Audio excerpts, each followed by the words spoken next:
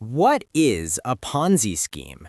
Penguin wants fish, but Penguin doesn't want to spend all day shivering near a hole in the ice waiting for a bite. Penguin wants many fish, and Penguin wants them now. Charles is a penguin. Charles looks like every other penguin, but Charles has a secret. One day, Charles tells his friends he found a special, magical ice hole. He says this hole is different. If you drop one sardine into this hole today, the magical currents of the deep ocean will bring you 2 sardines tomorrow. It sounds like a miracle.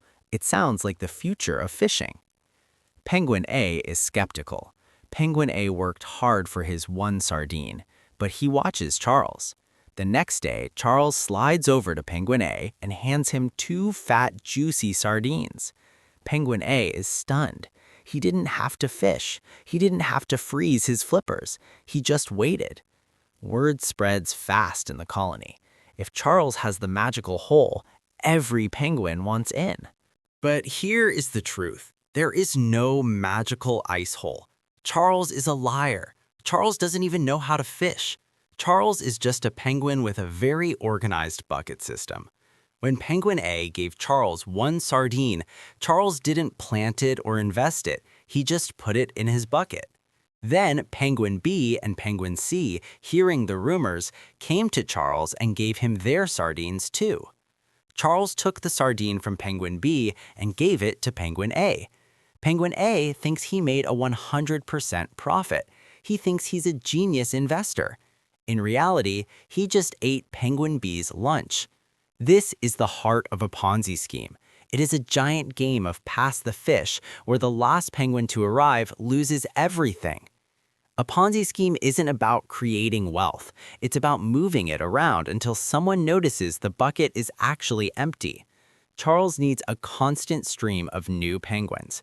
If the new penguins stop arriving with fresh sardines, Charles can't pay the old penguins. And when penguins don't get their promised sardines, they start asking questions. They start looking into the magical ice hole, and all they find is cold, dark water. Why do penguins fall for this? Fear of missing out. FOMO. Penguins see other penguins getting fat and lazy while they are still working. Penguin thinks, if I don't give my fish to Charles now, I will be the only poor bird on the iceberg. Herd behavior is a powerful thing. If 10 penguins are running toward Charles with their buckets, the 11th penguin will follow them even if he doesn't know why. Charles also uses social proof. He targets the most respected penguins in the colony first. If the elder penguin says Charles is a visionary, who are you to disagree? You trust the elder. You trust the system. But the system is just a circle of theft. Let's talk about the pioneer of this game, Charles Ponzi. He didn't use fish. He used international reply coupons for stamps. He promised people a 50% profit in 45 days. In 1920, that was like promising a penguin a private island with a heated pool. People went crazy. They gave him millions. He lived like a king for a few months, buying the best suits and the best canes. He was the main penguin. But he wasn't buying stamps. He was just taking money from the New York Penguins to pay the Boston Penguins. The math of a Ponzi scheme is a death sentence. It requires exponential growth. If Charles promises to double every fish, he needs 2 new penguins for every 1 penguin he already has. Then he needs 4, then 8, then 16. Pretty soon, he needs more penguins than there are in the entire Antarctic. And that's when the ice starts to crack. Most Ponzi schemes have a honeymoon phase. This is when everyone is happy. Charles is happy because his bucket is overflowing. The early penguins are happy because they are getting free fish. They tell their cousins, they tell their neighbors. They even reinvest their winnings, giving the fish back to Charles so he can double them again. This is Charles's favorite part. He doesn't even have to move the fish anymore. He just writes a number on a piece of ice and tells the penguin he's rich. But a sardine on a piece of paper isn't a sardine you can eat. It's a phantom fish. It's a lie. Investors think they are looking at a growing bank account. They think they are building a legacy, but a Ponzi scheme is just a countdown. Every fish Charles pays out is a fish he doesn't actually have. He is digging a hole in the snow to fill a hole in the ice. Eventually, the ground becomes too thin to stand on. When a Ponzi scheme collapses, it doesn't just stop. It explodes because everyone tries to get their fish back at the same time, but the sardines are gone. Charles ate some, Charles used some to buy a fancy ice mansion, and the rest were given to the penguins who left the party early. The penguins left holding the empty buckets. They are the ones who paid for the whole show. This is how the game is played. It's simple, it's effective, and it has been happening since before penguins even knew what a leaf was. But the biggest one was yet to come. A man named Bernie Madoff was about to show the world how to build an iceberg out of thin air. Bernie Madoff was the ultimate penguin. He wasn't some fish thief hiding in a dark alley. He was the chairman of the NASDAQ. He was the bird other birds looked up to when they wanted to know where the best currents were. Bernie didn't just have a bucket. He had a massive, glittering ice fortress built on decades of trust. For over 20 years, he promised steady, consistent returns. Not doubling your fish overnight, that's too obvious.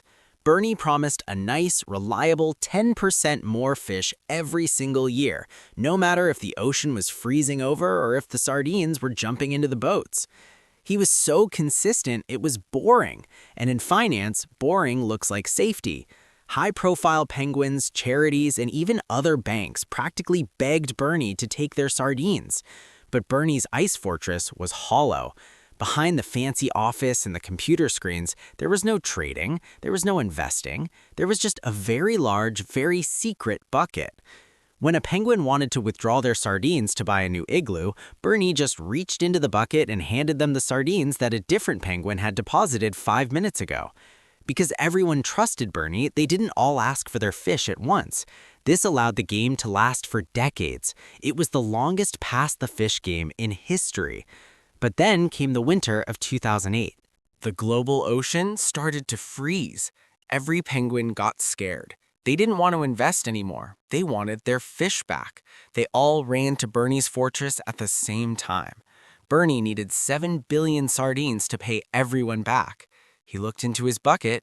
There were no sardines. There were only crumbs and the smell of old salt water. Bernie had to tell his sons the truth. The fortress melted instantly. Thousands of penguins lost everything. Their retirement fish, their children's education fish, gone. Bernie went to an ice cage for 150 years. The lesson? If a penguin looks too perfect to be true, he's probably eating your lunch behind your back. So how do you spot a penguin like Charles or Bernie before your bucket is empty? First, look for the magic hole promise. If the returns are high, consistent, and don't care about the market, it's a trap. Real fishing is messy. Some days you catch 10, some days you catch 0. If a penguin says he catches exactly 10 sardines every single day, even during a hurricane, he is lying.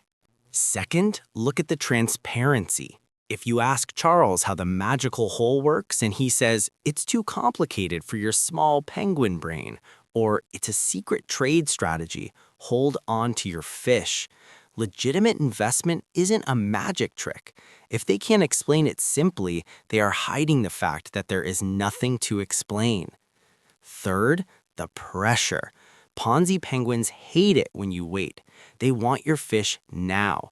They tell you the magical hole is closing soon. They tell you that Penguin B is already getting rich and you are being left behind.